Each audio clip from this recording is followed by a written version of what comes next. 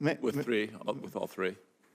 Are there whitetails in Arizona? Maybe Texas and maybe Arizona. Probably Texas for sure. Senator Hickenlooper. Thank you, Mr. Chair, and thank all of you for your work. Obviously, Coloradans cherish their public lands. When there were threats to sell public lands, there was an outrage, a giant pushback on that. And we've seen a lot of energy around how do we increase protections for public land, as well as seeking opportunities to enhance conservation through things like the public lands rule, which we're still working on. And Mr. Kramer, I'll start with you. How does the health of our public lands, how does that really impact recreation? Thanks for the question, Senator Hickenlooper. They're connected. I mean, you can't really have outdoor recreation without a setting. It doesn't mean anything. I mean, you need a place to paddle or to ride your bike or to go ski.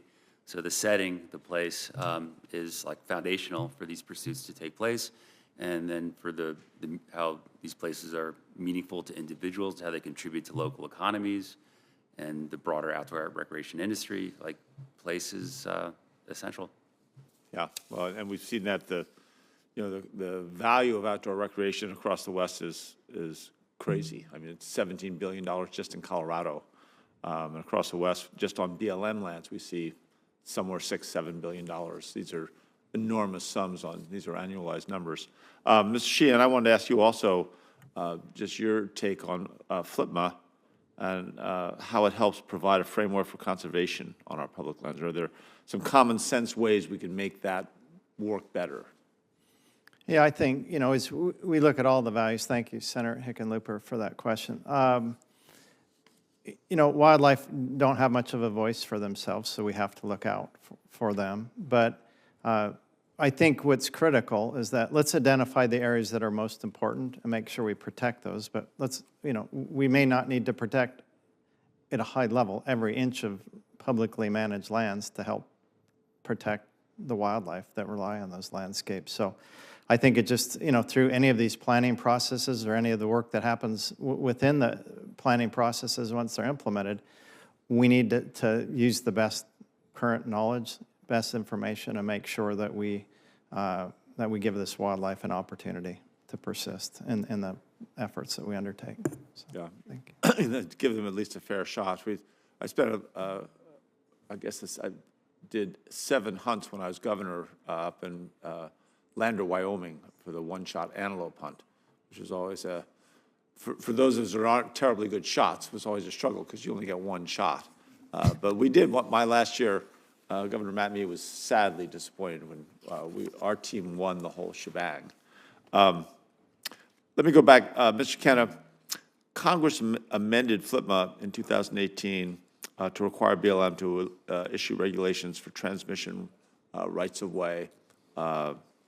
The final rule directs BLM to enhance the reliability of the grid and reduce the threat of wildfire damage to transmission lines, which all across the West has become a huge issue. The cost of insurance right now, the rising cost of utilities, where having to rebuild that infrastructure after these fires is enormous.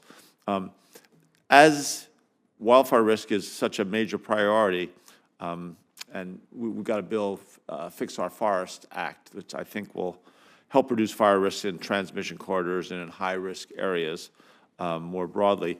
How can we use the planning process to both not just prevent the wildfires, but enhance grid reliability?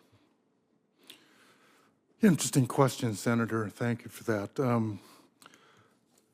One of the things that I found in my career with planning is that there are two things to sort of pay attention to in any given planning area, and what you've got when you talk about the grid in the West is a whole bunch of regional issues that are overlaid. It's different in the Bonneville Power region, for example, than it is in California, than it is in Arizona, and so forth. So the complexity is very, very real.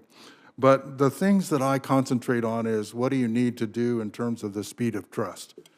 if you set the process up front, you've got to make sure that you don't try to go so fast that you don't keep everybody with you. And in each of those different regions, I think and this is probably not good wording, but what I have traditionally called the honesty habit.